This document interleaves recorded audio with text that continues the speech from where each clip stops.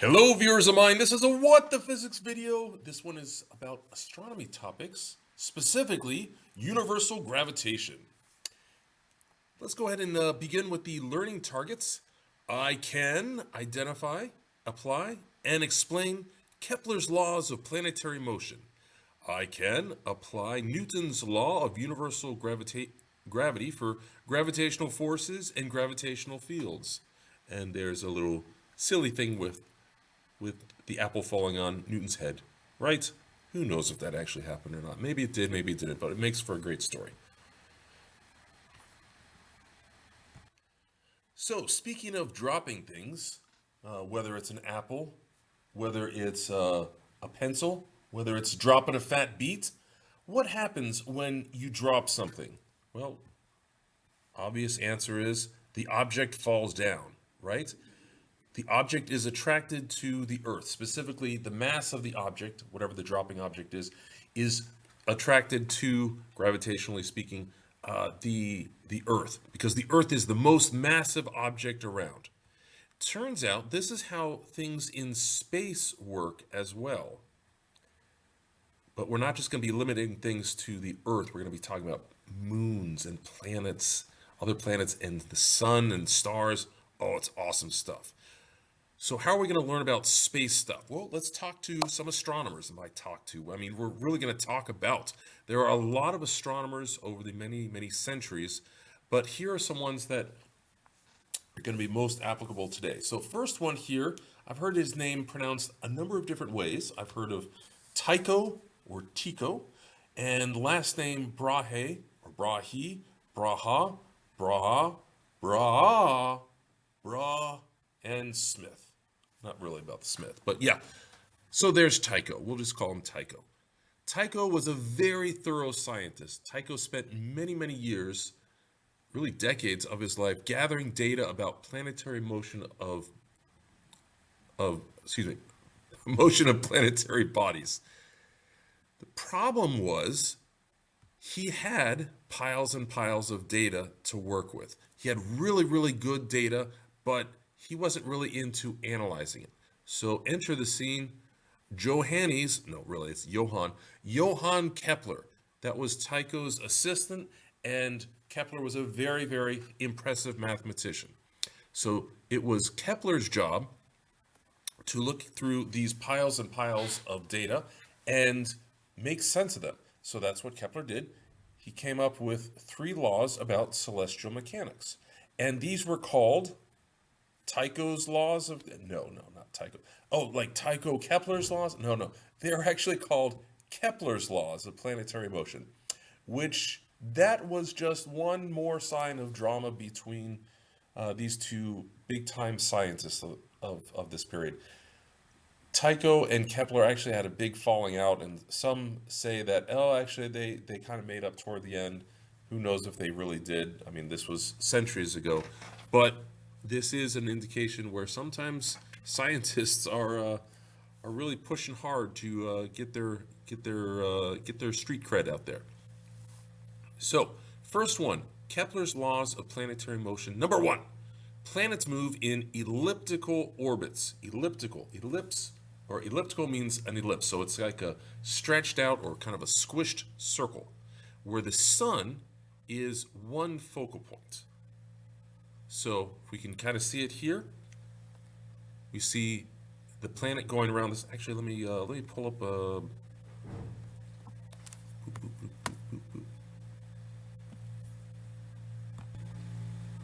Okay, so this is kind of a visual version of Kepler's first law. As we can see, here is the sun, and this is one focal point. This is another focal point. This is a bit exaggerated in terms of what it really is, but the idea with an ellipse is here's the ellipse, and we've got the 2 focal points, and the sun is one of the focal points, and all the planets go around in elliptical orbits with the sun as one of the focal points. Now, why is this Kepler's first law? It's kind of like, why is Newton's first law of motion, objects in motion stay in motion, objects at rest stay at rest? It's one of those, it just seems obvious or not that big a deal. It seems very trivial almost. Historically, this was big time because back in the day, everything was considered, everything up in the heavens were considered to be perfect, and everything on earth were considered to be imperfect, because that's where man was, and up in the heavens was where your deity was.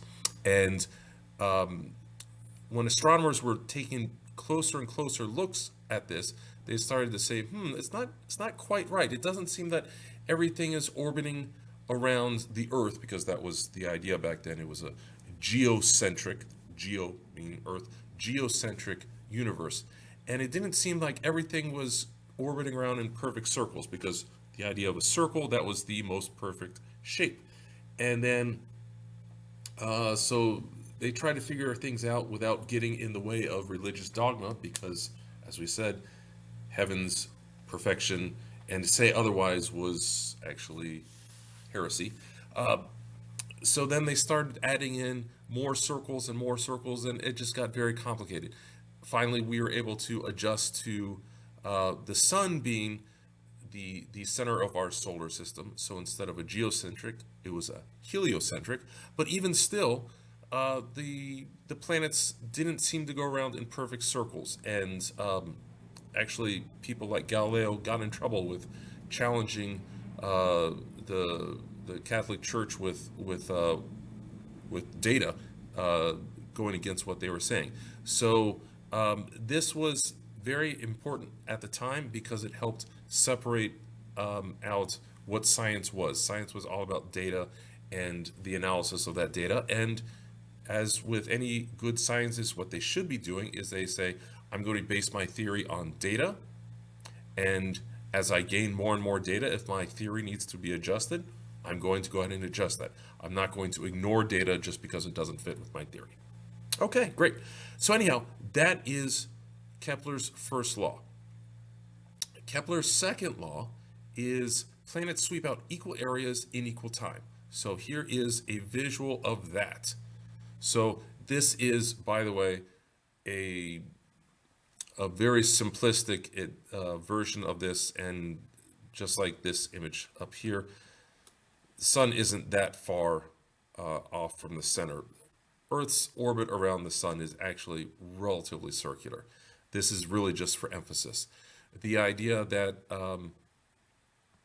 equal area in equal time. So for each month, planet, in this case the Earth, is going to travel out a certain distance here, shaded, not shaded. And as we can see, this white area here, let's call better attention to it here. Let's color in. So this area here in red is going to be equal to this area here, which is equal to this area here, and so on. And these areas don't look very, very different. You can imagine these as like slices of pie, right? And they're kind of long and skinny, but you say, okay, sure, that's not a big deal. Well, this area here is also going to be the same size as this green area over here. But what we notice is different is, if you imagine this is the crust of the pie, this crust here is very small compared to this crust here. And we're talking about crust of pie, not only because pie is delicious, of course, but because the crust is representative of how far the object, in this case the Earth, is traveling in the time period. So in months like September and August and October, they're traveling relatively short distances, as opposed to when the Earth is closer to the sun, they're traveling larger distances. Now, I want to emphasize that there is the sun is not that far off from the center here. So the aphelion, which is this distance here between the Earth and the sun, is not really that different from the perihelion here. Okay, this is just really overemphasized to get the point across. So another way of saying this is, the closer you are to the planetary object, the faster, or the whatever the orbited object, the faster you are going to be traveling. And you say, okay, I guess once again, why is this a big deal? Well, it's a big deal if we're talking about these not being perfect circles and such. But in the case of most of the planets, the speed doesn't change very much. This does show correctly, by the way, that the sun is, or that the Earth and the sun are closest together around January time, and they're actually farthest away during July time. Some people think it's hottest in July because the sun is closest. No. First of all, it's only hot in the northern hemisphere, and really, like I said, the variation in those distances is very minimal. Okay, it's hottest in July in the northern hemisphere because of the tilt of the Earth's axis. But anyhow, what are some interesting applications of this? Well, as we said, the closer you are to the object you're going to be orbiting, the faster you're going to be going. So this explains why we're seeing comets for such a short time. You imagine, let's go ahead and draw this out here. Pause. So here you imagine that this is the sun and this is a comet. Let's say if you research Halley's Comet, I did that the other day and I kept finding all sorts of references to Billie Eilish songs, and I was like, okay, that's not what I was going for, but all right, thank you very much for promoting science, I guess. So imagine Halley's Comet is coming around like this. Halley's Comet actually takes like 76 years to come around, but imagine Halley's Comet is coming around like this, and as we're coming in closer and closer, the comet will end up speeding up faster and faster. And then on its way back out, Halley's Comet will slow down significantly, enormously slower out here than up here. Okay, that's kind of what this is hoping to show, or trying to show, that in it travels this relatively large distance quite quickly, okay? But then when it's farther away, whatever the orbiting object is, the satellite object is farther away, it travels much more slowly, okay? So you can also think of it in terms of like conservation of energy and such like that, but that gets a little more complicated, okay? So that explains why we don't see the comets for very much of their orbital time period. It also talks about how we can use the slingshot effect. If you've ever studied or even heard of Apollo 13, there's a movie, Apollo 13. It's a great movie. It has a famous line, "Houston, we have a problem," and it has an image somewhat like this. I would show the clip in here, but it's copyrighted. It would YouTube would get fussy at me. But there's a basic idea of they're talking back at Houston about how we can fix this. So Earth is here and the moon is here, and Apollo 13 is somewhere in between. And Houston, we have a problem. They need to get back to the Earth as quickly as possible. So some people are like, oh, just tell them to turn around, put on their space brakes, I guess, and send them on back here. But that is terribly inefficient. They didn't have the energy for that. And frankly, what would be going faster is if they could actually just go around the moon like this, use the moon's gravity to pull them back in, and then that'll slingshot them back to the Earth. So coming in really close to the moon is going to speed up the Apollo 13 and cause its direction of motion to change significantly. So think about the gravitational force being a centripetal force causing a very large acceleration for the Apollo 13, and then that slingshots them back in to the Earth, and then spoilers, I know this happened decades ago, but yeah, they survived. So hooray! All right, so let's get back to this. So we said about this. Planets sweep out equal area and equal time. This is a little animation of that. Closer the planet is to the sun, the faster it moves. That's what we were saying. Voyager used that. And actually, if we're going to be exploring space and such, we're probably going to be doing a similar thing. We'll send objects into space, and if we want to send them far away, we're going to slingshot them around, say, the moon, in order to get to nearby objects that much faster. Okay, Houston, we have a problem. That's Tom Hanks. He had that line. Okay, Kepler's third law is really an equation. It's this guy here, period A squared over period B squared, so object A and object B, equals RA cubed over RB cubed, where R is the orbital radius for the objects. Okay, the mathematics of this is a little bit more than I want to get into in this part of the video, but it is really just a mathematical version of the second law, and it's really cool. It's a great handy way of saying a nice relationship between orbital period and orbital distance, but not for this video. Now, we have, a little later on, we have Newton, and here's Newton's law of universal gravity. So Newton found experimentally this relationship between force and product of masses. So we have two masses, and we find that they have a larger gravitational attraction. The larger the product of the forces would be. So this means is proportional to. So force is proportional to the product of the masses. So a big product of masses, bigger force. And it's also an inverse relationship to the distance between them squared. So the closer the objects are, the smaller they are, right? The closer the objects are, the bigger the force. And that goes very, very quickly because of this R squared. Okay, so if we want a big force, we're going to have a big product, and we're going to have them very close together. Okay, so this is the basis of Newton's law of universal gravitation. It has everything except a constant in there.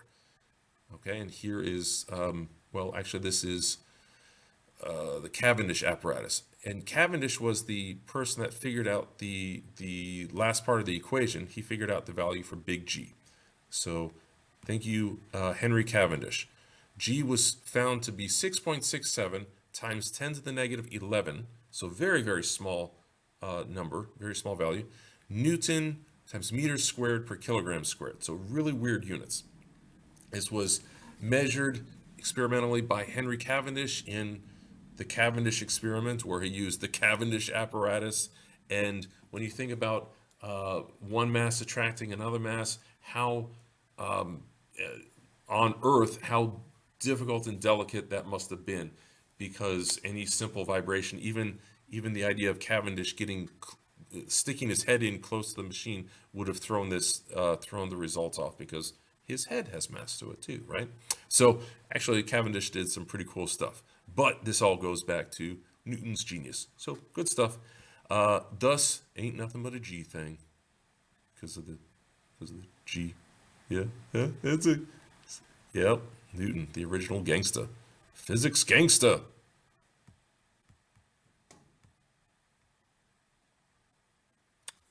Yeah, I did that. Thug life. All right, speaking of big G, you can store big G in your calculator so you don't have to enter it for every single problem that you do. The way to do this is type in 6.67 times 10 to the negative 11, and then press the stow button, and then alpha G. So 6.67, and then I use the second comma to get the small size capital E. You can actually type out times 10 caret negative 11, but this way is better because it keeps everything together. And then store it. That's stow is in this area down here, and then alpha G. So that way it's easy to recall. Okay, and then hit alpha and make sure, or hit alpha G, enter, and make sure that it is stored correctly. Now, the issue with these types of calculations, these numbers are going to be either super duper huge or super duper small. Depends on the scope we're talking about. Like planetary masses, stellar masses, huge, huge, huge numbers. Distance between planets and moons and stars, huge, huge distances. Okay, if we're talking about the gravitational force between two objects on Earth, those are not huge, huge forces or not huge, huge distances, but the force between them will be super duper small. Okay, so we really have to be very careful when we're typing things into the calculator. As I said, using the EE button on here, I think really helps. So second, comma, using that is really beneficial when you're doing the calculations. Okay, I have other videos about walking you through there. Okay, we talked about gravitational force. Let's talk about gravitational field. Gravitational field, which is represented by little g, we say, oh, what a coincidence. We've talked about that all the time. Yes, which is why I've always said little g is not gravitational force. Little g is gravitational field or the acceleration due to gravity. So one would say, oh, multiply it by gravity. No, no, no. Multiplying by 9.8 is the acceleration due to gravity or gravitational field. Yeah. Okay, anyhow, gravitational field is a field that is surrounding any object with mass. And the bigger the mass is, the bigger the gravitational field is, or the stronger the gravitational field is. Okay, and what is the actual value for the gravitational field? Well, here it is down here. Little g is equal to big G, so they are different. Little g is like the 9.8 on Earth and 1.3 on the moon and so on, times the mass of the object giving off the field divided by the distance squared. That's from the distance between the object giving off the field and wherever you are. Okay, so it's showing how the mass will interact with another mass. They don't actually have to be in contact with each other. Remember, we have field forces. This is the acceleration due to gravity. And the units for this, we can use meters per second squared. We can also use newtons per kilogram. So the way that works out, let's see if we got a boop. Okay, we can say F sub g is equal to mg, right? We know that. And we also know, let's change colors here. F sub g is equal to big G, that's universal gravitation constant, big mass, little mass, divided by r squared. So what we're going to do is we're going to set the two forces equal to each other, because they're both ways of saying gravitational force, right?